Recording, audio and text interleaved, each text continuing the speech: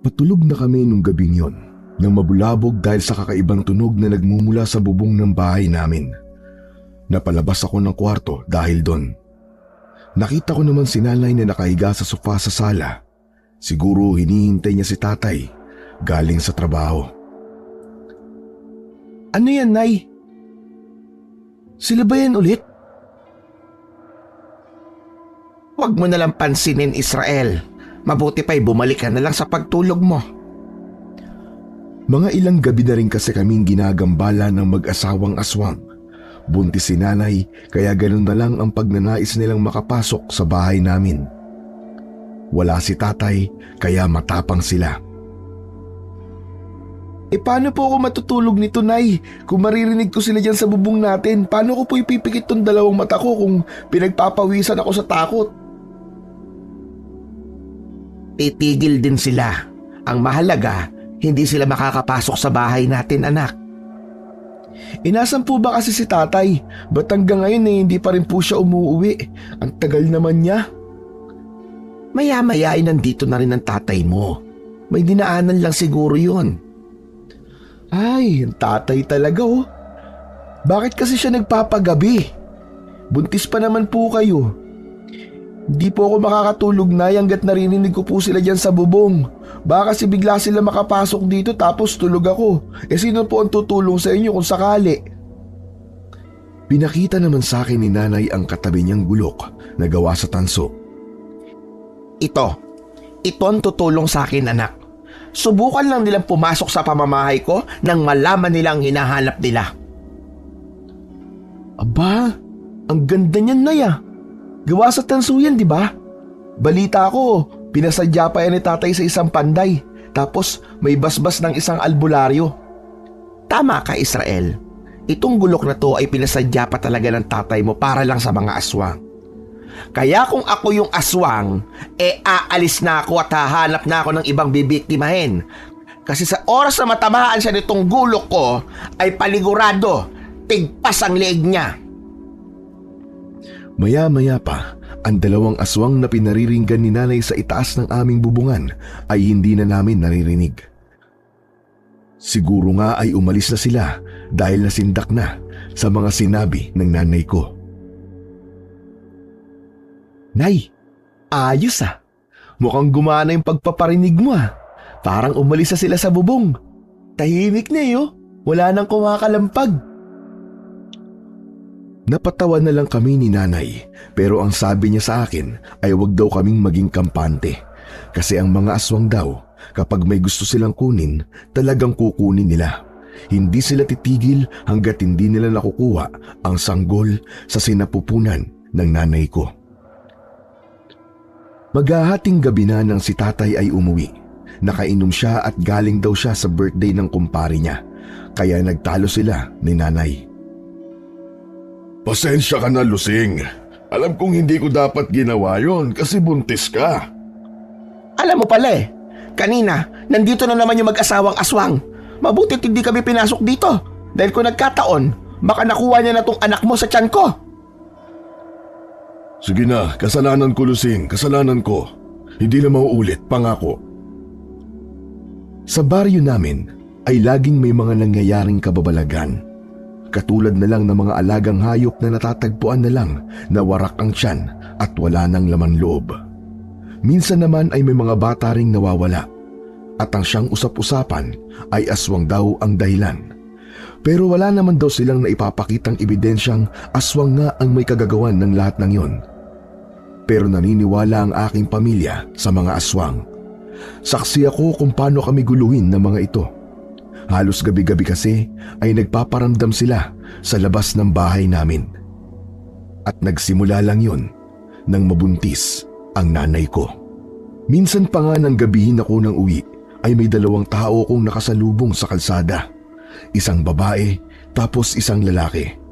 Ang tansya ko ay nasa mahigit 50 anyos na ang edad nila. Hindi sila pamilyar sa akin.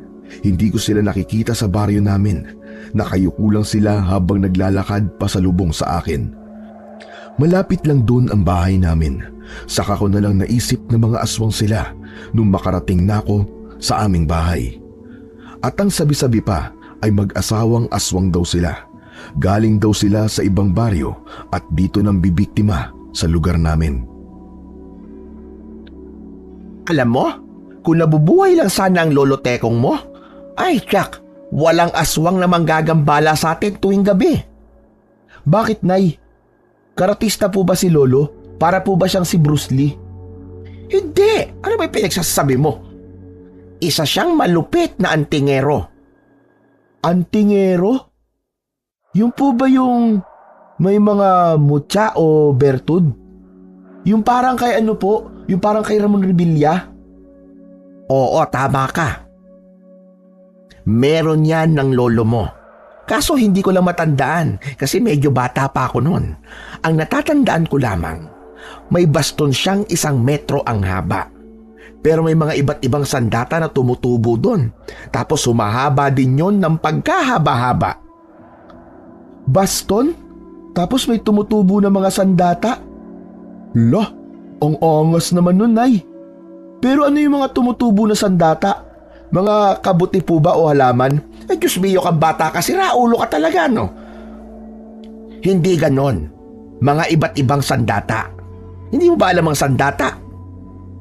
Alam mo, anak, minsan nagiging sibat yung baston niya. Minsan nagiging espada at kung ano-ano pang mga sandata. Naks, ang astig pala ni Lolo dati, Nay, no? Pero nasa na po yung baston na yun, Nay? Isinama po ba sa libingan? Yun lang ang hindi ko sigurado, anak. Pero may binanggit dati ang isang tsuhin namin na nandito lang daw yun sa bahay natin eh. Pinamana raw sa amin yon, kaya dito raw iniwan sa bahay. Baka nasa kwarto po ni Lolo yung nakatago. Wala doon. Ilang ulit ko nang hinalugog yung kwarto niya, pero mga lumang libro lang ang nakita ko. Yun lang. Baka naisama nga po sa libing niya, Nay. Ba't kasi hindi niyo po alam? Tulog po ba kayo nun? Ba't siraulo ka talagang bata ka, no? Di ba sinabi ko nga sa'yo, bata pa ako noon. Saka wala naman sa isip ko noon ng mga ganung bagay. Malay ko ba sa mga baston na yon? Sa mga ikinikwento ni Nanay sa akin tungkol sa baston ni Lolo Tekong, hindi ko maiwasang mag-imagine. Paano kaya kung makita ko yun at labanan ko ang mga aswang? Matatalo ko kaya sila? Kaya simula nung araw na yon ay nagkaroon ako ng goal sa buhay. Ang makita ang baston ni Lolo Tekong. Kahit hindi ko alam kung saan yun mahahanap, ay tinatak ko pa rin sa utak ko na kailangan ko itong mahanap. Para sa akin, yun ang sagot para matigil na ang panggagambala ng mga aswang sa amin pati na rin sa buong baryo namin. Isang araw, pagkatapos ng klase ko ay dumiretso na kagad ako sa bahay. Naglalakad-lakad ako sa bakuran namin. Maging sa likod ng bahay ay nag-ikot-ikot din ako. Saan ko kaya makikita yung baston na yun? Yari talaga sa akin na mag-asawang aswang na yun kung sakaling makita ko ang hinahanap ko. Ay, Israel! Anong iniikot-ikot mo dyan? Para kang kambing na palakad-lakad dyan ah. Ha? Ikaw pala, Nay. Hinahanap ko kasi yung baston ni Lolo Tekong eh. Ano? Hinahanap mo ang baston ng lolo mo? Pambihira ka talagang bata ka. Kung dyan mo hahanapin, mas mabuti pang tumigil ka na para ka lang naghahanap ng kalakal eh. Saan ko po ba pwedeng hanapin yun, Nay? Napapakamot na nga lang talaga ako ng ulo. Napapatawa na rin ako sa ginagawa ko. Tama si Nanay. Hindi ko ngayon makikita sa bakuran namin. Hindi mo na makikita yun, anak. Matagal nang ibinaon sa limot ang sandatang yun. At saka sa dinami-raming nagkaka-interes sa baston na yon, ay malamang sa malamang nasa ibang mga kamay na yon. Pambihira ka naman, Nay. Sabi mo, nandito lang yun sa bahay. Bakit iba na naman ngayon nasa ibang kamay na? Nasabi sa akin ang chewing ko dati. Pero hindi ko naman sigurado kung nagsasabi siya ng totoo o hindi. Nasa na po ba yung chewin yung yun, Nay? Para maitanong natin sa kanya. Ang huling balita ko sa kanya nasa Mindanao siya ngayon. Isa daw siya doong albularyo. At isa rin sa sabi-sabi ng angkan natin na nasa kanya raw ang anting-anting ni Lolo Tekong mo. Ay, baka nasa kanya rin ang baston ni Lolo Tekong. Pagkarinig ko sa sinabing yun ni nanay, ay pinanghinaan na kagad ako ng loob. Hindi kasi malabo na nasa kanya rin ang baston ni Lolo Tekong. Hayaan mo na yun, Israel. Hindi natin kailangan ng baston na yon para talunin ang mga aswang. Sapat na tong tansong itak para pagtatagain sila kung sakaling pasukin nila tayo dito. Pero Nay, mas gusto ko po sana yung baston na yun Kasi may iba't ibang lumalabas na sandata dun. Tapos madali nating matatalo yung mag-asawang aswang na yun. Ay nakong bata ka. Bata ka pa nga talaga. Puro cartoons kasi ang pinapanood mo Kaya kung ano-ano ang nai-imagine mo. Ayaw niyo po ba yun, Nay, na magkaroon kayo ng anak na tagapagtanggol? Tatalunin ko yung mga mag-asawang aswang na yun pag nasa akin na yung baston ni Lolo. Tsaka Nay, hindi po cartoons yung pinapanood ko. Anime po ang tawag dun. At isa pa, 16 years old na po ako, Nay, no? Malaki na po ako. Oo nga. 16 ka na pero yung isip mo, utak sanggol pa rin. Mabuti ka isampay mo na lang itong mga nilaban kong kumot at magsasaing na ako. Nilapitan ko na lang si nanay at saka binuhat ang mga kumot na nasa palanggana.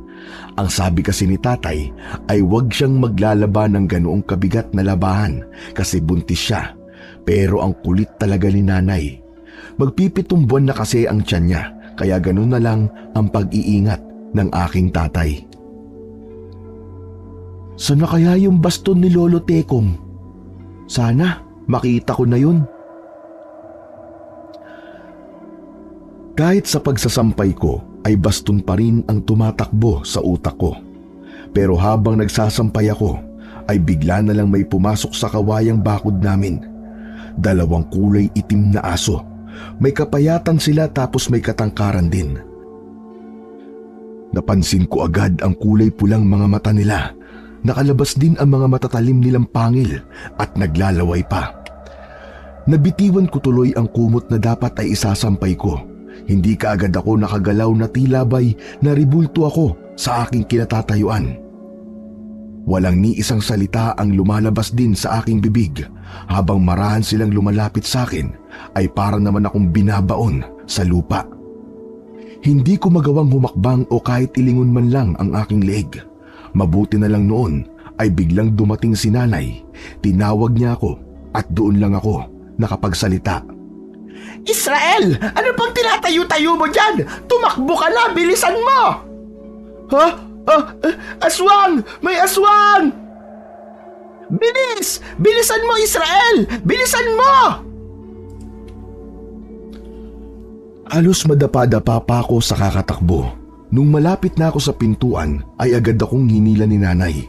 Isinara niya na ang pinto. Hingal na hingal naman ako habang hawak-hawak ang kumakabog kong dibdib.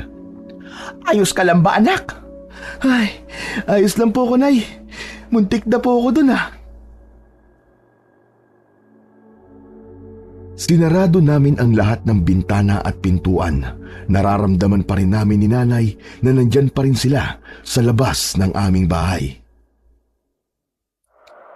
Talagang hindi kayo titigil, ano? Talagang ang lalakas ng loob yung mag-asawa. Nay, huwag ka na magsalita. Baka pumasok pa sila dito Tignan mo. Kupot ka na kagad.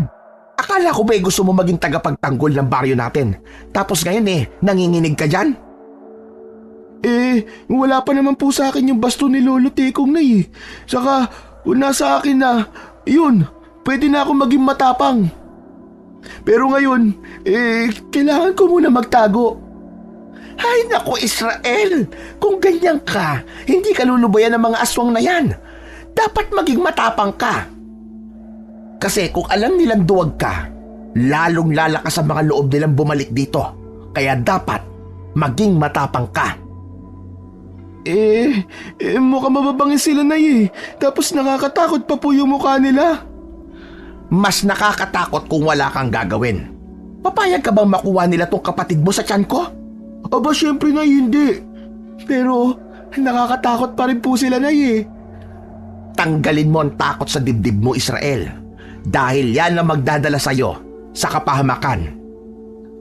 Tanggalin? Parang mas mauna pa po matanggal ang dibdib ko, Nay, kaysa sa takot ko eh.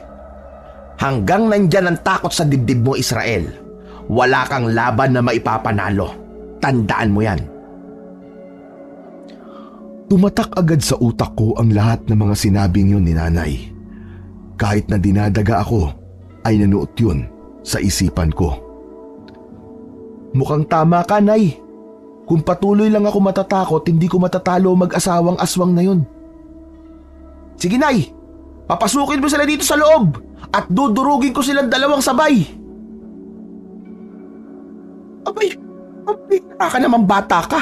Nasobrahan ka naman yata sa tapang. Di ba, Nay, sabi mo maging matapang ako? Sige, papasukin mo sila dito, Nay. Tingnan natin ang mga aswang na yan. Oo nga, pero ilagay mo naman sa lugar yung tapang mo. Siguraduhin mo nakahanda ka bago ka humarap sa laban. Huwag puro tapang, gamitin mo ang utak mo. Sabi mo, Nay, maging matapang ako. Hindi niyo naman po sinabi na may kasama palang utak. Ay, Diyos ko, abnormal ka talagang bata ka. Hindi mo talaga naiintindihan yung pinupunto ko, no? O sige, papapasukin ko sila. Teka, Nay, biro lang yun. Kayo naman po, hindi na kayo mabiro. Mabilis ko namang hinabol ang kamay ni Nanay na nakaamba ng bumukas ng pinto. Sa totoo lang ay nagtatapang-tapangan lang naman ako, pero sa loob-loob ko ay umaapaw na ang takot ko.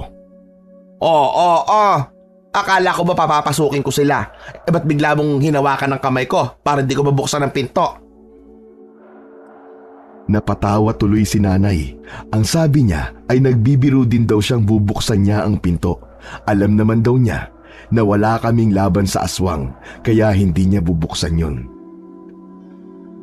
Nakuha pa talaga niyang tumawa sa gitna ng nakakatakot na sitwasyon. Tama nga si Tatay na matapang ang nanay ko. Nagmana daw siya sa kanyang tatay. Nay, bilib naman talaga ako sa inyo. Sobrang lakas po ng loob nyo.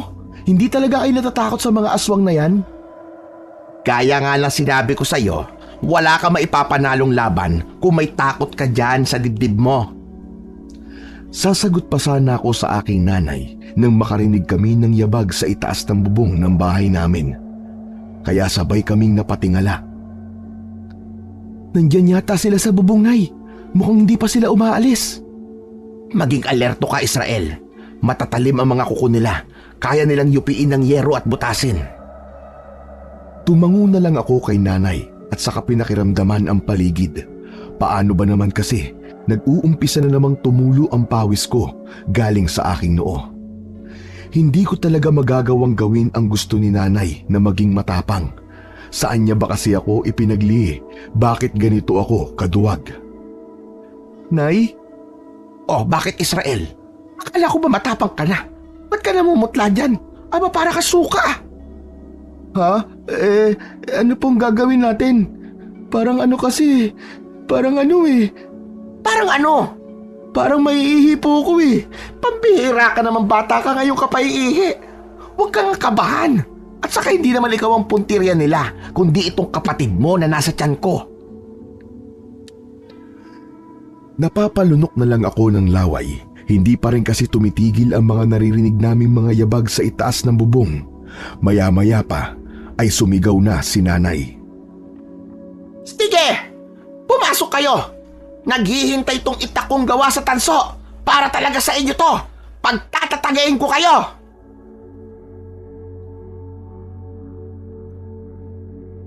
Sok talaga kami. Kukunin namin yung sanggol sa sinapupunan mo. Ayan na, Nay! Ayan na! Sumasagot na sila!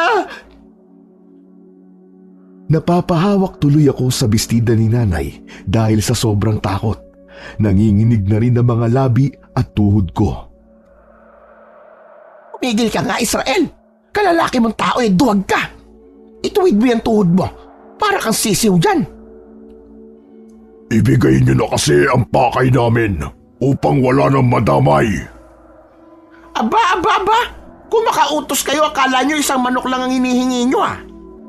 Magkakamatayan muna tayo dito bago nyo makuha ang anak ko. Kung gusto nyo, ito na lang isa kong anak, si Israel, ang ibibigay ko sa inyo. Eh mukhang gusto naman sumama sa inyo eh. Uy, Nay, teka lang naman. Bakit mo ako ibibigay sa mga pangit na aswang na yan? Eh paano kung pumayag sila? Eh di mawawalan ka ng poging anak? Ay nako, mawalan na kung mawalan. Eh duwag ka naman eh.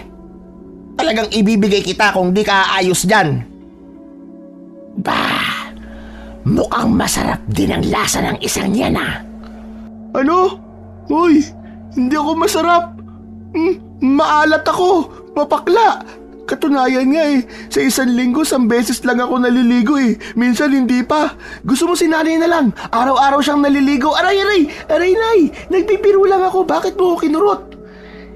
Sirang ulo ka talagang bata ka, no? Sa kalokohan ka lang magaling. Sige na, kunin mo na yung palakol. At yan ang gawin mo sandata. Kung ako sa inyo mga aswang kayo, umalis na lang kayo. Itong palakol na hawak ko, matalim to, bagong asa. Talagang tigpas sa mga leeg nyo pag tinamaan kayo nito. Yan ang anak ko. Sige Israel, ipakita mo sa kanila na hindi tayo basta-basta. Matatapang tayo. Mas matalim kaya yan kesa sa kuko namin at pangil. Sa tuwing sasagot ang mag-asawang aswang, ay nandun pa rin sa dibdib ko ang kaba. Wala pa ring humpay ang pagtulo ng pawis ko. Di pumasok ka para malaman mo. Tignan natin kung gaano katalim to.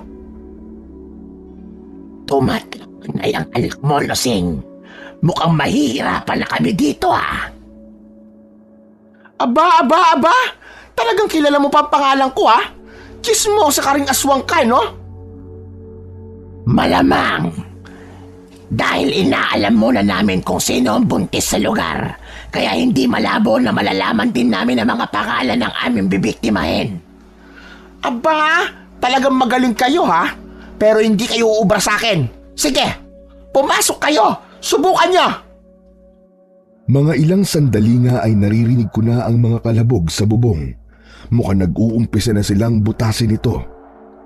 Nay, anong gagawin natin? Mukhang binubutas na nila yung bubong natin. Umalma ka lang. Akong bahala. Basta pag nakita mo kahit na anong parte nila na pumasok, palakulin mo kagad. Opo, Nay. Sige po, papalakulin ko. Hinawakan ko na maigi yung hawak kong palakol, tapos sinanda ko na ang sarili ko sa pwedeng mangyari. Nakatingin lang ako sa kung saan umiingay ang bubong. Ilang sandali pa ay naangat na nila ang yero namin. Una ko agad nakita ang muka ng babaeng aswang. Buwaghag ang buhok niya, tapos nanlilisik ang kanyang mga mata. Medyo mababa ang bubong namin sa parting yon, kaya madali lang nilang matatalon. Nang akmang tatalon na ang aswang papasok sa amin, ay kaagad na sinalubong ito ni nanay ng taga. Tinamaan ito sa muka na siyang ikibinalik niya pataas. O sige, papasok. Kahit buntis ako, hindi mo ako masisindak. Bilib talaga ako sa tapang ng aking nanay. Nakita kong siya pa ang lumalapit sa aswang at dinuduldul sa kanila ang hawak niyang itak. Maya-maya pa ay nakita ko nang tumalon ang lalaking aswang. Nagtagumpay siyang makapasok at natumba si nanay nang itulak niya. Nay! Ano pang hinihintay mo dyan, Israel? Banatan mo na! Dahil nakatalikod naman sa akin ang aswang, ay kaagad ko siyang pinalakol. Tinamaan siya sa balikat pero hindi ko siya napuruan, dahilan para lingunin niya ako. Napatulala ako sa mukha niya, halos umuusok kasi ang ilong niya nang dahil sa galit. Tapos yung mga mata niya ay tila nagbabaga na kulay pula. Galit na galit siya sa ginawa ko. Nabitawan ko tuloy ang palakol na hawak ko. Ano sa palagay mo ang ginagawa mo, bata? Ha?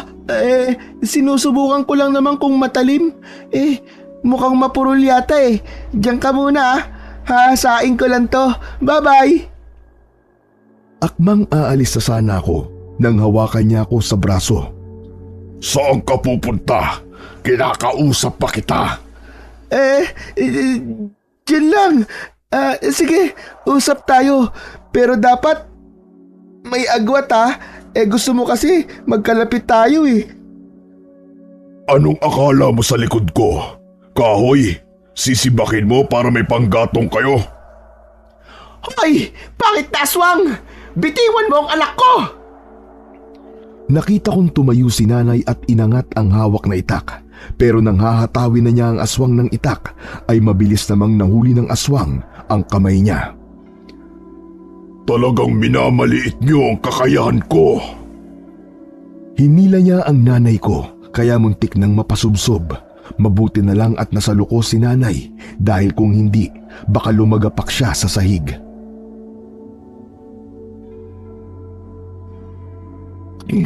May paparating. Di mas maigi. Marami tayong pagkain. Tumakas na tayo. Mukhang marami sila at mukhang mga lasing pa. Ano? Mga lasing? Hindi natin kakayanin ang mga yan. Matatapang yan dahil nakainom. Babalikan kita, lasing! Maya-maya pa ay naririnig ko na ang boses ng aking tatay sa labas ng pintuan namin. Kaya nagmamadali akong buksan yon. Kasabay nun ay mabilis ding tumalon ang aswang paakyat sa bubong. Israel! Lasing! Ano nangyari? Kita ko sa mukha ni tatay ang matinding pag-aalala. Nabitawan pa nga niya ang hawak niyang nakaplastik na pagkain. Mabilis niyang nilapitan ang aking nanay. Tay, pinasok po kami ng mga aswang. Mga pare, tingnan niyo sa labas, dali! Mabilis namang kumaripas ng takbo ang mga kasama ni tatay. 4 silang kasamahan sa trabaho. Hindi naman sila lasing, mga nakainom lang. Balak sana nilang ipagpatuloy ang tagay sa bahay dahil alam nilang hindi maaaring magpagabi si tatay sa labas. Hindi na nila naabutan ang mag-asawang aswang. Mabuti na lang at maayos lang ang kalagayan ni nanay.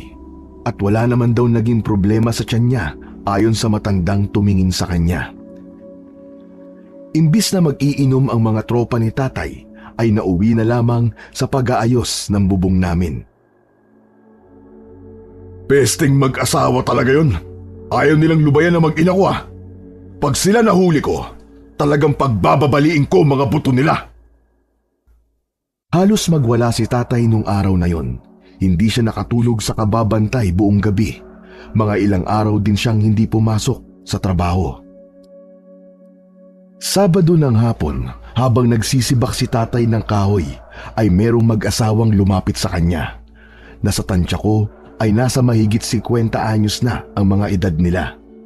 Nawawala raw ang kanilang kalabaw, pero duda na kami nun na sila ang mag-asawang aswang na palagi kaming nilulusob tuwing sasapit ang gabi. Hindi pa nga nakasagot si tatay nang magtanong sila ay nagsalita na agad ang babae. Yun lang kasi ang katulong namin sa bukid. Kung mawawala pa ang mga yon, hindi na namin alam kung saan kami kukuha ng lakas para makapagtrabaho sa bukirin. Mapit na agad kami ni nanay at saka nag-usisa. Pero napansin ko kagad ang mga tingin ng mag-asawa sa tiyan ni nanay. Hindi man lang umaalis ang tingin nila habang papalapit kami. Alam kong napansin din yun ni tatay. Kaya hindi pa nga kami tuluyang nakakalapit sa kanya, ay pinabalik niya na si nanay sa loob ng bahay. Lusing, pumasok ka sa loob at magluto ka na ng hapunan natin. Sawa mo? Ilang buwan ng buntis. Mukhang malapit-lapit na. Mukhang kabuanan niya na. Hindi siya sinagot ni tatay. Sa halip ay inulit pa niya ang tanong niya. Pero hindi pa rin umiimik si tatay at kinausap na lang niya si nanay. Sige na, Lusing!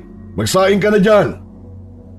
Hindi man lang ni tatay nililingon si nanay kasi ang dalawang mata niya ay nakatutok lang sa mag-asawang dumating. Ayaw pa rin kumawala ang mga titig nila kay nanay. Wala naman kaming napansin na may dumaang kalabaw dito o kahit na anong hayop. Kung meron man, ay agad naming ipapaalam sa barangay para naman ipaalam din sa inyo. Nakangiti pa rin naman si tatay kung kausapin sila. Si nanay naman ay bumalik na sa loob ng bahay. Ang paningin ng dalawang estranghero ay nakasunod pa rin kay nanay hanggang sa pumasok siya sa loob ng bahay. Pero maaari bang pumasok kami at makiinuman lang ng tubig? Kanina pa kasi kami nag-iikot, kaya nakakauhaw na. Hindi na kailangan pumasok. Israel, ikuha mo nga mga bisita natin na malamig na tubig. Dalhin mo na rin sa akin dito ang itak ko na gawa sa tanso. Medyo mapurol na kasi itong palakol ko kaya yun na muna ang gagamitin ko pagsibak ng kahoy. Mabilis naman akong tumango at saka pumasok sa loob ng bahay namin. Sinabihan ako ni nanay na mag-iingat kami. Dumampot ako ng asin at saka inilagay yun sa bulsa ko. Dala ang isang pitsil ng tubig at itak ay mabilis kong tinahak ang daan pabalik kay tatay. Tay, ito na po yung tubig. At ito na rin po yung itak nyo na gawa sa tanso. Tay, bagong hasa po yan. Tsak na putol agad na matatamaan yan. Napansin kong napalunok ng laway ang dalawa sa sinabi ko. Nag-aalangan pa nga silang tanggapin ang pitsil mula sa akin. Tinitigan naman ako ng lalaki ng matalim. Mag-ingat ka, bata. Baka masugatan ka niyan. Bakit naman po ako masusugatan? Sanay po akong hawakan to at saka ginawa tong itak para sa mga masasamang loob na magtatangkang pumasok sa bahay namin. Bilib ako sa'yo. Matapang ka. Pero iwasan mo rin minsan ang tapang mo dahil baka yan ang dahilan ng ikakapahamak mo. Kailangan ko pong maging matapang dahil sa lugar namin maraming mga kababalaghang nagaganap.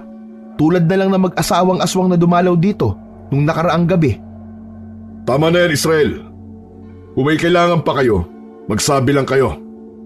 Pwede bang magpahinga muna kami kahit saglit nandito? Napagod kasi kaming mag-asawa. Doon muna kayo sa maliit na kubo magpahinga. Sa bandang unahan kasi ng bahay namin ay merong maliit na kubo. Tinatambayan yun ng mga magsasaka kung anihan na ng palay. Sa labas naman yun ng kawayang bakod namin. Maraming salamat. Ngumiti sila kay tatay, saka nag-umpisang lumakad papunta sa kubo. Nang makaalis na sila, ay pumasok na kami ni tatay sa loob ng bahay. Ihanda niyo ang mga sarili niyo. Lusing, huwag mong tatanggalin ang luya sa katawan mo ha. Ikaw ang pakay nila. Ang tatapang talaga ng apog na mag-asawang yan. Tinaga ko lang nga yung mukha ng babaeng aswang na yan eh. Akalain mong humilom agad. Bakit hindi na lang natin sila gulatin at pagtatagain, tay? Hindi maaari. Kailangan natin mag-ingat. Hindi sila basta-basta na mapapatay. Tinilip ko ang kubo sa bintana. Nakita ko naman silang dalawa doon na nakaupo. Nakatingin sila sa bahay na parang may masamang binabalak. Kung nandito lang po sana yung baston ni Lolo Tekong eh, madali natin silang matatalo. Anong basto na naman yan, Israel? Yung minsang ikinuwento ko sa'yo, yung baston ni Ama.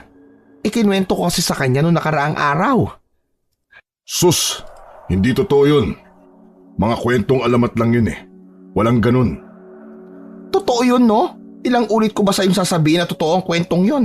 Sa katunayan nga eh, nasa tiyuhin ko ang anting-anting ng ama ko. Siya ang nagmana nun.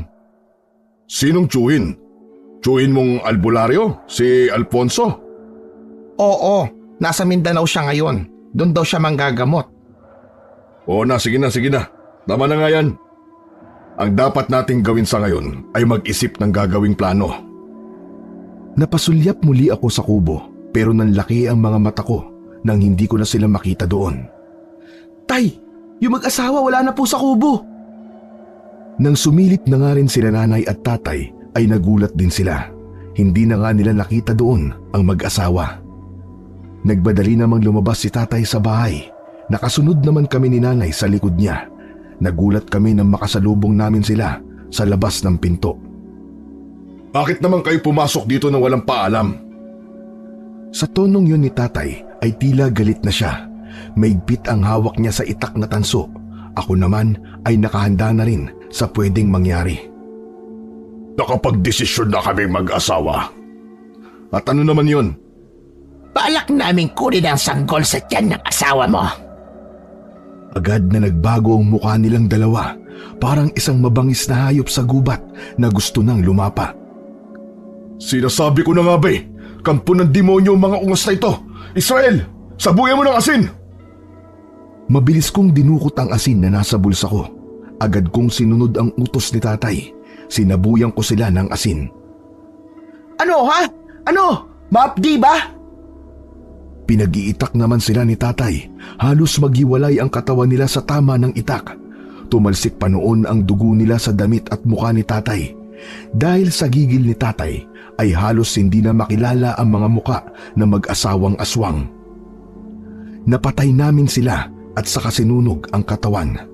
Hindi na rin namin ipinagsabi ang mga nangyari. Ayaw naming kumalat yon at gumulo pa ang aming buhay. Mga ilang linggo ring tumahimik ang aming buhay. Malaki na rin talaga ang tiyan ni nanay. Katunayan nga ay malapit na siyang manganak.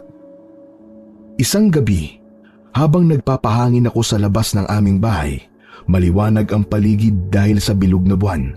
Ang akala naming matatahimik na kami ay siyang malaking pagkakamali pala. Ano kaya yan? Napapatanong ako sa sarili ko sa isang aninong tumama sa akin. Hindi ko gaanong naaaninag kung ano yung pinanggagalingan niya. Pero korteng tao ito na nakatayo sa tabi ng santol. Sino yan? Anong kailangan mo? Bakit nandyan ka? Nang marinig ako ni nanay, ay agad niya akong nilapitan. Sino ba yung kausap mo ha anak? Hindi ko nga po kilala na eh. Ayaw naman magpakita ng muka. Ayun po oh. Siya yun oh. Napatigil ako sa pagsasalita nang biglang hindi ko siya makita doon. Hala, biglang nawala. Diyan ko lang po siya nakita kanina, Nay. Nakatayo siya ron, katabi po ng santol. Ang mabuti pa anak, pumasok ka na dito. Gabing-gabi na. Naramdaman ko ang kaba ni nanay sa boses niya. Parang may pangamba sa dibdib niya. Kinabukasan ay may mga bakas akong nakita doon malapit sa tabi ng santol. Paayon ng isang tao, kaya lumakas ang kutob ko na may kababalaghan na naman na nangyayari. Sino kaya ang taong yun? At anong ginagawa niya dito kagabi sa ganung oras? Kung ano man, ay tsaka kung hindi maganda yun. Israel anak! Ano bang ginagawa mo dyan? Nay, tama nga ako. May mga bakas akong nakita dito. Bakas ito ng paa ng isang tao.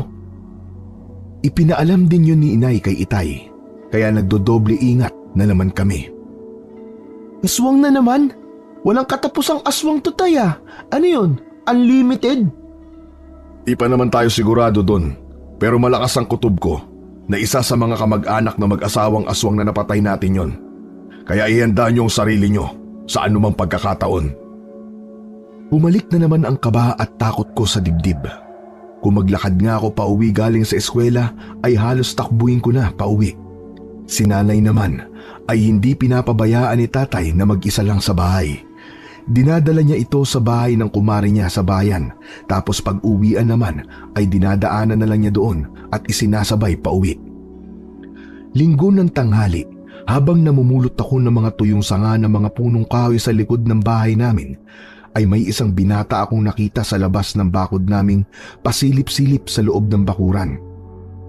Kaya agad akong naghinala na baka isa siyang aswang na umaaligid sa bahay namin. Sino ka? Anong kailangan mo? Matatalim ang mga titig niya sa akin na para bang matindi ang nagawa ko sa kanyang kasalanan. Magbabayad kayo! Magbabayad kayo! Maya-maya pa ay lumabas na si tatay mula sa loob ng aming bahay. Sumunod na rin noon si nanay. Ano nangyayari, Israel? At sino tong lalaking to? Hindi ko rin kilala, Tay, pero malakas ang kutob ko na isa siyang aswang. Kung hindi niyo pa ako kilala, pues magpapakilala ako. Ako nga pala si Baldo, anak ng mag-asawang aswang na pinasnang nyo. At ngayon ay maniningil ako. Anong maniningil? Wala naman kaming utang sa inyo ah. Nay, Tay, may utang ba tayo sa kanila? Ewan ko dyan sa tatay mo, baka may utang siya. Hoy Pablo, may utang ka ba sa kanya ha? Kung saan-saan ka nalang umuutang, nakakahiya ka. Si tatay talaga oh, pati sa aswang may utang ka. Wala akong utang sa kanya. Baka nagkakamali lang siya. Hoy, ikaw Baldo. Baka naliligaw ka lang. Ang hihina ng mga common sense nyo. Logic na nga lang, hindi nyo pa alam. Halos magimutok na si Baldo sa galit dahil sa pangaasar namin sa kanya. Ang cute naman ng aswang na tumaasar. Galit na galit, gustong manakit. Udyemas, babalikan ko kayo sa ibang araw. Maghanda na kayo dahil sa muling pagbabalik ko ay sisiguraduhin kong makakaganti na ako sa ginawa niyo sa mga magulang ko. Sige Baldo, hihintayin ka namin. Balik ka kagad ha. Ingat ka dyan sa daan. Baka matisod ka sana. Israel, ihanda mo palagi ang sarili mo. Huwag ka magpapagabi sa labas ha. Hanggat maaari, huwag kang lalabas sa gabi. Hindi po sana tayo ganito kung nasa atin lang po ang baston ni Lolo Tekong eh. Diyan ka na naman sa baston ni Lolo Tekong mo. Kalimutan mo na yon, Israel. Harapin mo na lang ang ngayon. Inagabihan ay tahimik naman ang gabi. Pero nung sumapit na ang madaling araw, ay nag-umpisa nang umalulong ang mga aso. Napamulat tuloy ako ng mga mata. Ano yun? Ang pangit naman ng mga alulong ng aso na yun. Lumabas ako ng kwarto at saka sinilip yon sa bintana. Pero ilang segundo pa lang akong nakasilip doon ay bigla namang may humawak sa balikat ko. Aswang! Ay, naku po. Kayo pala tay. Ginulat niyo ako ah. Ano ka magiging tagapagligtas ay magugulating ka? Ano ba nakikita mo sa labas sa anak? Tabi nga. Wala naman po akong ibang nakita eh. Madilim kasi pero umaalulong po mga aso. Kaya sigurado akong may kakaiba po dyan sa labas. Maya-maya pa nga ay may mga naririnig na kaming mga kaluskos. Tapos nagsisiyug-yugan pa ang mga puno sa labas para itong dinapuan ng maraming ibon kaya yumuyug-yug. Ano yun tay?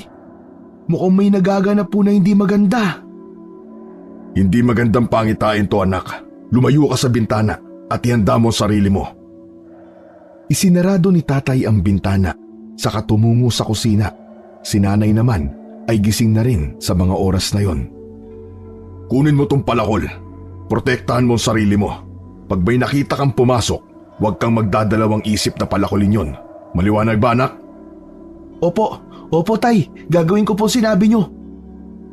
Ilang saglit pa nga ay kumalampag na ang bubungan namin. Parang may kung anong nilalang ang tumalon doon. Lo, sa itaas! Sa palagay ko hindi lang isa, 2 o 3, kundi marami sila. Ano? Marami sila? Naku po, ano nang gagawin natin tay? Ayan ka na naman Israel eh. Naduduwag ka na naman. Pwede bang tumapang ka kahit ngayon lang? Anak, akala ko ba nakapag-usap na tayo tungkol dyan? Akala ko ba matapang ka na? Napasigaw na lang ako noon nang biglang mabutas ang bubungan namin at pumasok ang isang aswang. Pero dahil hawak ni tatay ang itak na gawa sa tanso, hinataw niya agad ang aswang kaya nahulog ito. Nagulat din kami nang biglang nawasak ang pintuan namin at pumasok ang 3 aswang. Sobrang nakakatakot ang mga mukha nila. Israel, itakas mo na ang nanay mo! Dumaan kayo sa likod! Inarang naman agad ni tatay ang 3 aswang. Hindi na ako nag-aksaya ng oras. Hinawakan ko na noon ang nanay kong buntis at hinila palabas ng bahay namin. Tara nanay! Tay, mag-iingat po kayo ah! Pablo, ingatan mo ang sarili mo! Sumunod ka kagad sa amin ah! Kahit hirap na si nanay dahil sa laki ng tiyan, ay sinikap niyang tumakbo. Ako naman ay nakaalalay lang sa kanya. Pero hindi pa nga kami tuluyang nakakarating sa kusina ay may isang aswang naman ang pumasok galing sa bintana. Sakilip mo Israel! Agad kong pinalakol ang aswang na yon. Mabuti at natamaan ko siya sa ulo kaya napaatras siya. Pagkarating naman namin sa kusina ay isang aswang na naman ang sumalubong sa amin. Inatake niya ako kaya tumalsik ang palakol kong hawak. Tapos natumba rin ako. Bitiwan mo ang anak ko! Hayop kang aswang ka! Saka ko na lamang napansin na pinalakol na pala ni nanay ang aswang nung natumba ito sa harap ko. Pero nung palabas na kami ay hinila ng aswang ang paa ko at inihagis ako kung saan. Sa lakas niya ay napabalik ako sa loob ng bahay. Wala ring nagawa si nanay na may hawak na palakol. Tumalsik ang palakol sa kisame at nawasak ang kisame namin. Aakmang susuguri na sana ng aswang si nanay, pero nagawa kong mapulot agad ang tubong nahulog mula sa kisame namin. Huwag mong kalawin ang nanay ko! Malakas ang pagkakahataw ko ng tubo sa ulo niya, kaya natumba ang aswang. Muli na naman kaming tumakbo ni nanay. Si tatay naman ay naririnig ko na ring palabas na sa bahay namin. Mukhang natalo niya ang mga aswang na kaharap niya. Sige lang! Tumakbo lang kayo! Huwag kayong titigil! Takbo lang! Kahit nahihirapan man, ay pinipilit pa rin ni nanay na tumakbo. Nagawa naming makapasok sa gubat, kaya nagtago muna kami ni nanay sa mga damo. Hingal at pawis ang naghari sa amin nung gabing yun. Si tatay naman ay hindi na namin naririnig. Tatay mo, nasa na siya? Bakit parang hindi na yata siya sumusunod sa atin? Nasa likod lang natin siya kanina. Nay, baka nakikipaglaban pa po sa mga aswang. Teka, sisilipin ko lang. Bago pa man tumayo si nanay noon, ay pinigil ko na siya. Ako na po ang sisilip, Nay. Dito lang po kayo. Huwag kayong aalis dito, ha? Sige, anak. Mag-iingat kayo ng tatay mo. Naisip kong hindi na panahon para maging duwag. Nagmadali akong bumalik para silipin si tatay. Ilang metro lang ang natakbo ko at nasilayan ko na kagad ang aking ama na nakikipaglaban pa nga sa mga aswang. Puro bahid na ng dugo ang damit at katawan niya at pansin kong pagod na rin siya sa pakikipaglaban, pero nakatayo pa rin siya para protektahan ang kanyang pamilya. Hoy! Ako ang harapin nyo, mga pangit na aswang! Bit-bit ko pa rin ang tubong napulot ko kanina na nahulog mula sa aming kisame. Aba! Nandito daw ang batang matapang, pero nauna namang tumakbo. Nandito ka rin pala, Baldo. Bakit kanina hindi kita nakita? Siguro nagtatago ka, no? Anak! Israel! Bakit iniwan mo ang inay mo? Mayabang ka, bata. Sige, mga kasama, hanapin ang babae at kainin ang sanggol. Nag-umpisa nang hanapin ng ibang aswang ang aking nanay, kaya nataranta na noon si tatay. Tara na, Israel! Bago pa nila makita ang nanay mo! Tatakbo na sana ako nang bigla kong harangan ni Baldo. Naiwan tuloy ako ni tatay, pero ayos lang. Ang mahalaga, mapuntahan niya ang nag-iisa kong nanay. Saan ka pupunta? Dito ka lang. Di bang sabi mo matapang ka? Halika, maglalaro tayo. Pwede bang ang laruin natin habul-habulan? Diyan ka na! Bye-bye! Tatakbo ka pa ha? Alam mo naman sigurong mahahabol din kita. Tumakbo ako papunta kila nanay. Alam ko kasing wala kong laban sa aswang na to. Isang kalawanging tubo lang ang dala ko na napulot ko pa kung saan. Hindi nito basta-basta mapapatay ang aswang. Hoy! Saan ka pupunta? Buwisit naman Ba't ang bilis naman itong tumakbo? Sumasali ka ba sa track and field, ha? Ano yan? Hindi ka na makakatakbo kasi masakit na ang katawan mo sa pagkakabalibag ko sa'yo. Ano nang susunod mong gagawin? Teka, isang laro pa. Pwede bang tagu-taguan naman ang susunod nating laruin? Hindi mo na ako maluloko, bata. Dahil ngayong gabi, magiging isa ka na sa magiging hapunan namin. Ha? Hapunan? Mag-uumaga na Ikaw naman Nagpapalipas ka naman ng gutom. Basta. Katapusan mo na. Lalungang nagalit si Baldo sa inasal ko, kaya hinawakan niya magkabilang balikat ko at saka pilit na inabot ang aking liig. Pero itinulak ko siya ng buong lakas, kaya nahihirapan din siya. Ay, lumayo ka! Ang baho ng hininga mo, Baldo! Hindi ka nagtututbrush! Bad breath ka! Dahil sa sinabi kong yun, ay mas lalo pa siyang nagalit kaya itinulak na lang niya ako ng malakas dahilan para matumba ko sa lupa. Ginagalit mo talaga akong bata ka. Nung aakmang susugod uli siya sa akin ay pinalo ko sa kanya ang hawak kong tubo kaya hindi na natuloy yun. Tumayo ako at saka inayos ang aking sarili. Bakit ba ayaw nyo nalang bumalik kung saan kayo nang galing? Marami namang hayop dyan na pag-alagala ah. Yun na lang ang kainin nyo, wag ang kapatid ko. Tahimik sana ang buhay nyo ngayon kung hindi nyo lang pinatay ang nanay at tatay ko. Aba, ikaw pa talagang nagsabi niyan ha? Kung hindi lang sana umaaligid ang mga magulang mo, hindi sana sila mamamatay. Paano? Gusto nilang kunin yung kapatid ko sa tiyan ng nanay ko. Pwede ba yun? Hindi na siya noon sumagot at sinugod na lang ako. Sa bagsik niya ay tumalsik ako sa puno. Ang likod ko. Sakit.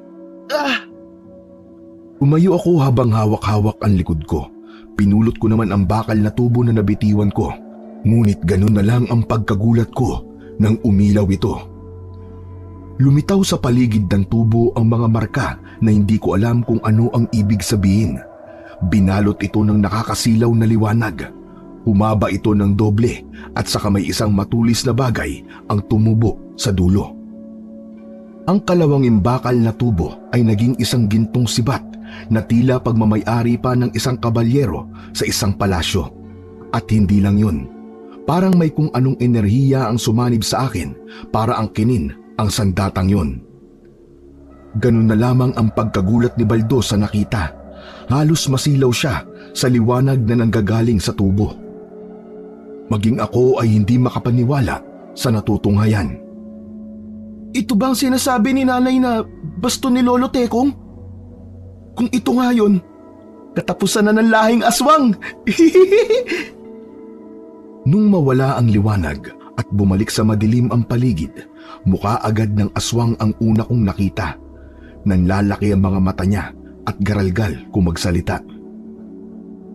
Alam ko ang tungkol sa bagay na yan. Yan ang baston na maalamat na albularyo. Madalas na naririnig ko sa aming angkan kung gaano kadelikado ang bagay na yan. Ikaw na mismo nagsabi na delikado to. Kaya kung ako sa'yo, kikitilin ko na lang ang sarili kong buhay kaysa matikman ang hagupit nitong baston ni Lolo Tekong. Pwede bang umalis na lang ako? Nakita kong nangangatog ang tuhod niya at nanginginig din ang kanyang labi.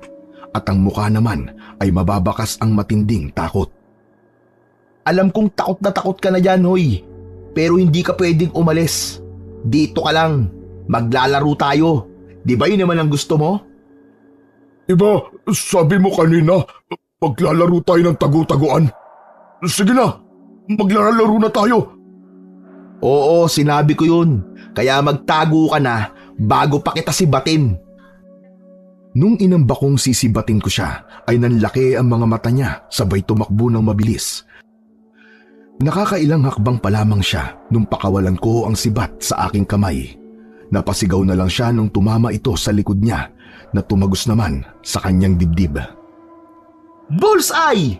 Yan ang nararapat sa iyong aswang ka! Pagkatapos nun, ay binunot ko kagad sa likuran niya ang sibat. Bumalik naman ito sa dati nitong anyo. Nagmamadali ko namang pinuntahan sina nanay at tatay. Pagkarating ko dun, ay naabutan kong hinahawakan sa leeg ng isang aswang si tatay. Tapos si nanay naman ay pinapaikutan ng 5 aswang. Bitiwan niyo ang tatay ko! Nandito na ang tagapagligtas ng naaapi! Ako si Israel, ang tagapagligtas ng sangkatauhan laban sa mga aswang! Sabay-sabay naman silang napalingon sa akin. Nagjo-joke lang naman ako noon, pero ang seryoso na mga mukha nila. Bahagya akong napaatras nang makitang naglabasan ang mga pangil nila habang nakatingin ng masama sa akin. Oh, tagapagligtas ka anak! Puro ka talaga kalokohan, Israel! Tumakbo ka na anak! Tumakas ka na, dalian mo! Pambihira ka naman bata ka, oo. Nakuha mo pang magpakilala. Alam mong sinasakmal na ako dito eh. Pero kasi po, totoo naman po sinabi ko, Nay. Tay, nandito na po sa akin ang baston ni Lolo Tekong. Ito po, oh. Itinaas ko pa ang baston na unti-unting naging kulay gintong pana na may nakaukit na dragon. Lumiliwanag ito at sinakop ang madilim na kapaligiran. Tunay nga!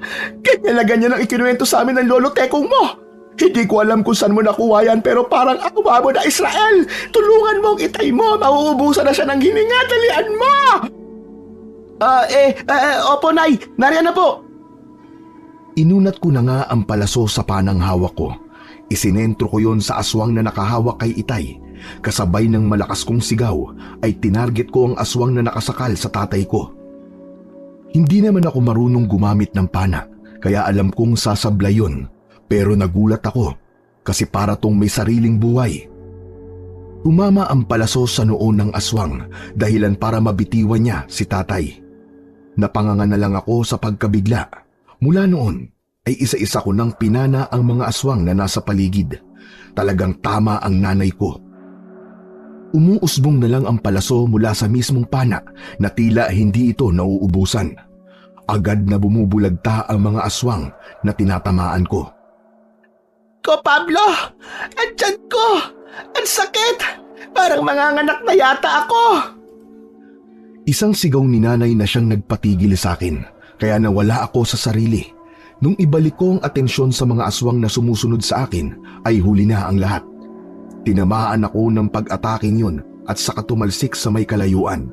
Kaagad kong hinagilap ng tingin si nanay nang bumagsak ako sa lupa. Nakita ko naman si tatay na akay-akay na si nanay papalayo. Kaya mo na yan, Israel! Mauna na kami ng nanay mo! Dadalhin ko siya kay Aling Pilar! Mukhang manganganak na nanay mo! Ingatan mo ang sarili mo, anak! May tiwala kami ng nanay mo sa'yo! Pero Tay... sige po, sige! Bilisan niyo na po! Mag-iingat po kayo, Tay! Dinampot ko na kagad ang pana ko. Agad ditong bumalik sa anyong baston.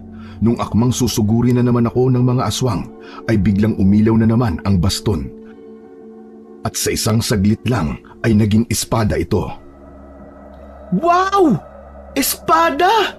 Naging espada nga! Ayos! Ang galing nito! Winawasiwas ko yon sa mga aswang na sumusugod sa akin. Natutumba naman sila at ang iba naman ay tumatayo sa tuwing daptis lang ang natatamong tama. Humaba ang espada ng kalahating metro at saka bumalik ng 5 beses sa tunay na anyo.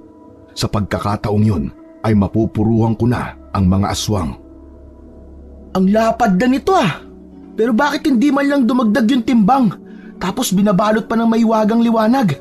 Aba, mukhang mas malakas na to ngayon kaysa sa unang anyo nito. Hindi na ako nag-aksaya pa ng oras. Agad kong sinugod ang mga natitirang aswang at saka pinaghiwa ang katawan. Nung matapos ako sa kanila, ay agad na rin akong humabol kila nanay at tatay. Ang espadang hawak ko ay marahan na bumalik sa totoong anyo. Alam ko ang bahay ni Aling Pilar, kaya dumiretso na ako doon. Ilang minuto lang ang nilakad ko ay nakarating na agad ako sa bahay nito. Mag-isa lang ito sa buhay na nakatira sa dulo ng gubat. Ang trabaho niya ay magsasaka, pero paminsan-minsan ay nagpapaanak din siya. Kaso nga lang, pili ang pinapaanak nito. Kasi sa panahong yun ay pinagbabawal na ang pagpapaanak sa mga buntis sa mga kagaya niya. Madalas na patago kung gawin yun ni Aling Pilar. Agad akong kumatok sa pintuan para sana ay pagbuksan ako. Ngunit ilang ulit ko na yung ginagawa ay wala pa rin nagbubukas ng pinto. Aling Pilar? Aling Pilar! Tay! Nay! Dahil sa walang sumasagot sa akin ay nagpa siya akong sumilip sa bintana at laking gulat ko na sobrang gulo ng mga gamit sa loob. Diyos ko po! Naloko na! Sinipa ko ng malakas ang pintuan para makapasok ako. Bumungad sa akin ang sirasirang mga gamit, mga wasak na upuan at lamesa. May mga tulo ng dugo din akong nakikita sa sahig, maging sa mga gamit na sira. Hindi maganda to! Tay! Nay! Aling Pilar! Dumiretso ko sa kusina at doon ko nakita ang bukas na pinto. Posibleng sinundan sina tatay ng aswang, kaya tumakas sila. Akala ko naubos na sila. Hindi pa pala. Mga peste talaga ang aswang na yon. Humanda sila sa akin. Sinundan ko ang maliit na daanan. Alam ko ang dulo nito, isang malawak na ilog na nag-uugnay sa dalawang bayan. Wala na silang pwedeng takbuhan kundi dito lang, sa ilog na ito. Nagmamadali na akong tumakbo para sundan sila. Tama naman ang hinala ko dahil may mga dugo akong nakikita sa damo. Kaya ko yun nakikita dahil pasikat na rin ang araw. Bago pa man ako makarating sa ilog ay ilang sigaw na agad ang naririnig ko. Sigaw yun ng aking nanay. Kasunod noon ay isang iyak naman ng sanggol ang narinig ko. Lumapit agad ako at nakita ko si Aling Pilar na nasa tabi ni nanay. Nakahiga naman si nanay habang katabi ang sanggol sa kanyang gilid. Nakahaplos naman si tatay sa kanyang noo habang nakatingin sa kapatid ko na nakangiti. Kapatid ko! Kapatid ko! Oo. Dahan-dahan lang anak. Baka matisod ka at madapa ka sa kapatid mo. Mabuti at ligtas ka, anak. Ako pa ba, Nay? Nasa akin ang baston ni Lolo Tekong kaya tepok sa akin yung mga aswang na yon. Ako si Israel, ang tagapagtanggol ng naapi, laban sa mga aswang! Nagkwento sila sa akin. Kaya daw sila napadpad doon ay hinabol daw sila ng lider ng aswang na si Argut. Kilala daw yun ni Aling Pilar dahil minsan na daw niya itong nakaengkwentro. Mabuti na lang daw ay dumating noon si Lolo Tekong at iniligtas siya. Grabe pala si Lolo Tekong dati, Nay, no? Talagang literal na tagapagligtas. Sa palagay niyo po, Nay, mapapantayan ko kaya ang galing ni Lolo? Hindi lang mapapantayan. Mag-ensayo ka lang na mabuti at sigurado kung malalagpasan mo pa ang lolo mo. Talaga, Nay? Pero nasaan na po yung pinuno ng aswang kung hinabol niya kayo? Ang sabi ni Aling Pilar ay hindi na sila sinundan dahil sagrado ang lugar na yon. Hindi daw makakapasok ng basta-basta ang mga aswang sa lupa kung nasan si nanay ng anak. Dahil nung unang panahon daw, nung nabubuhay pa raw ang Lolo Tekong ko at ang mga kasama niyang albularyo, ay tinatag nila ang lugar na yon upang pagtayuan sana ng kanilang kuta. Kaso nung pumanaw ang Lolo Tekong ko ay hindi na yon natuloy.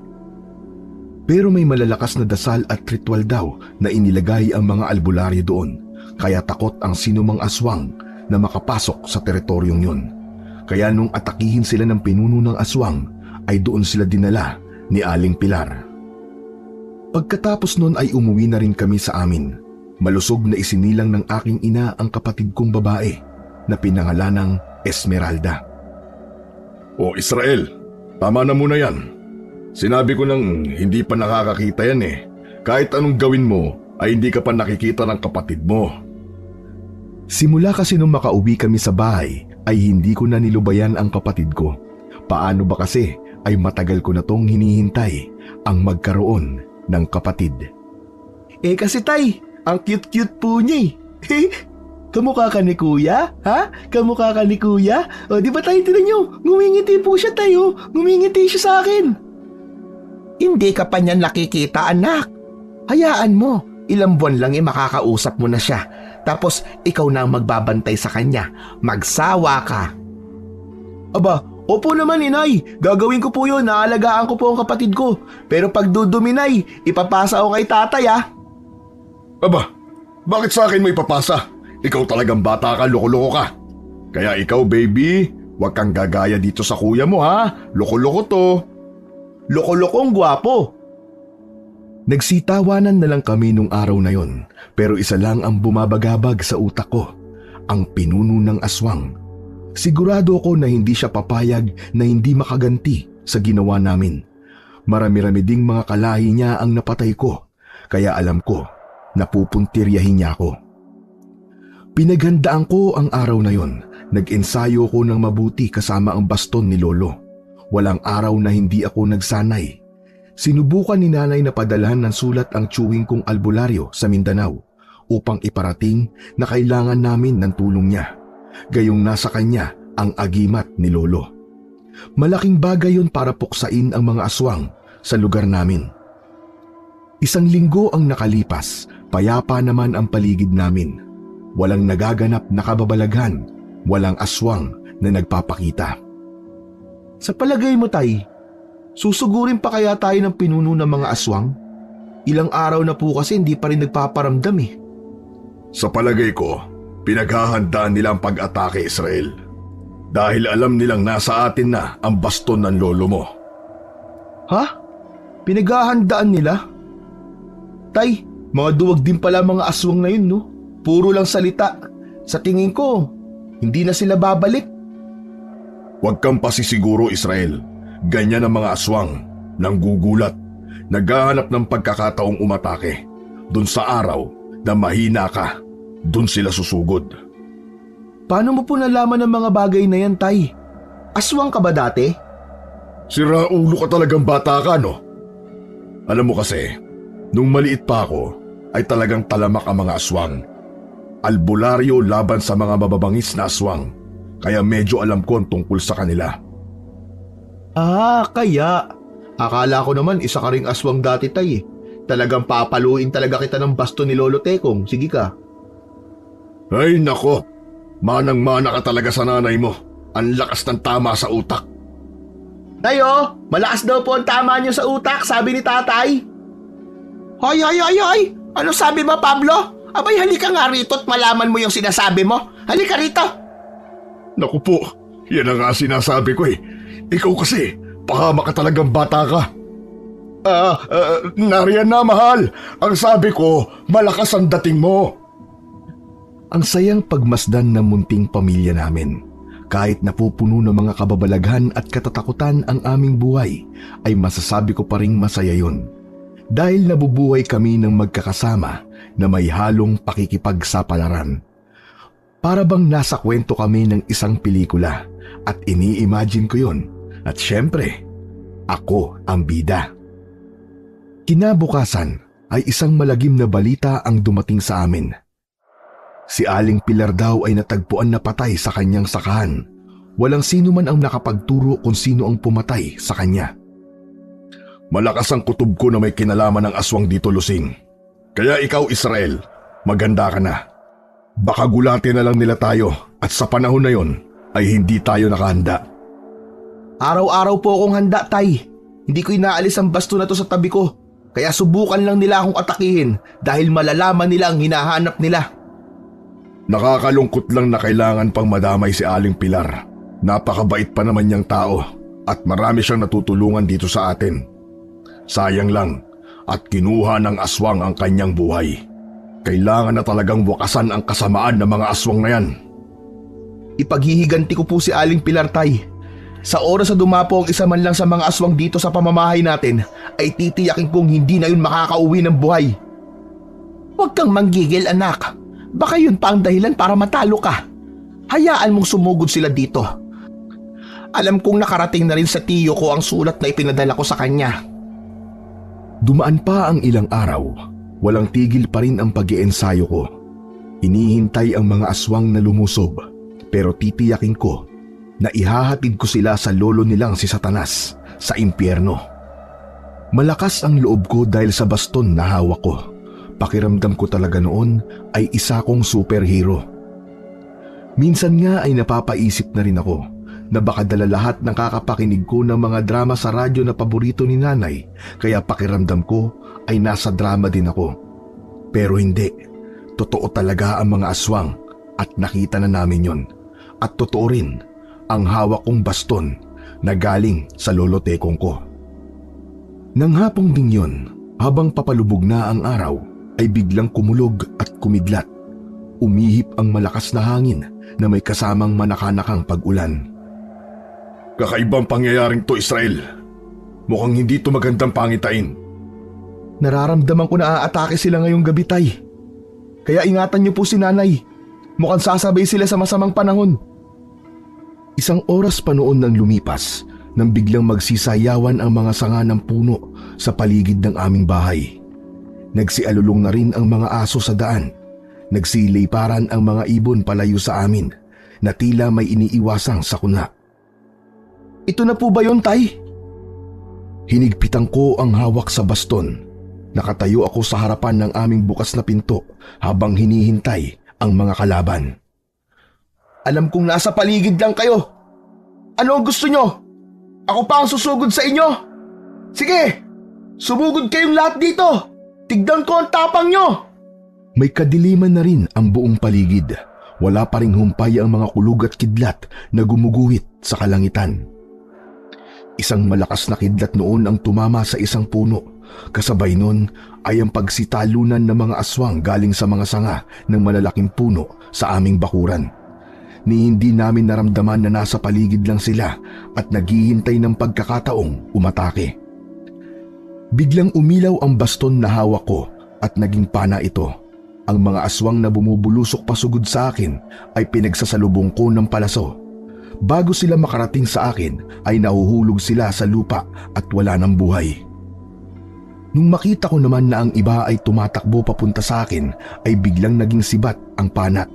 Agad kong inundayan ng sibat ang nauunang aswang na tumatakbo sa akin. Tumama ito sa kanyang ulo. Agad akong tumakbo para bunutin yun sa kanya. Naging espada naman yun nung nabunot ko na. Sinunod ko naman ang nasa malapit na aswang. Nahati sa dalawa ang katawan nito. Ang nangyari sa kanya ay nangyari din sa mga kasunod niyang mga aswang. Magaling ka, bata.